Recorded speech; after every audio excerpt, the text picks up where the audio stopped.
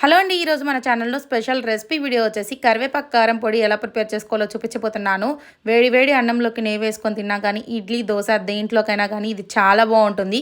ప్రాసెస్లోకి వెళ్ళే ముందర వీడియోని ఒకసారి లైక్ చేసి ఛానల్ సబ్స్క్రైబ్ చేయండి. ధనియాలు, జీలకర్ర, పచ్చిశనగపప్పు, పొట్టుమినపప్పు ఇలా ఫ్రై చేసేసుకొని మిక్సీ పట్టుకోండి బరకగా. అండ్ కరివేపాకుని శుభ్రం చేసేసుకొని అందులో తేమేం లేకుండా ఇలా ఫ్రై చేసేసుకోండి.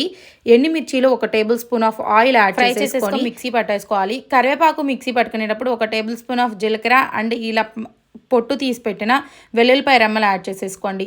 అండ్ ముందలుగా మిక్సీ పట్టుకున్న అండ్ పొడి, కరివేపాకు పొడి అండ్ ఎండుమిర్చి అవన్నీ ఇలా కనిపిస్తున్న విధంగా మిక్సీ చేసేసుకొని అన్ని సమపాలలో కలుపుకొని కొంచెం నెయ్యి వేసుకొని ఇలా మిక్స్ చేసేసుకోవాలి.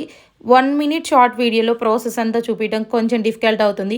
అందుకని నేను ఫుల్ డీటెయిల్ రెసిపీ కొలతలతో సహా కింద ట్యాగ్ చేస్తున్నాను. చెక్ చేయండి, ఎలా ఉందో కమెంట్ చేయండి, సబ్స్క్రైబ్ చేసి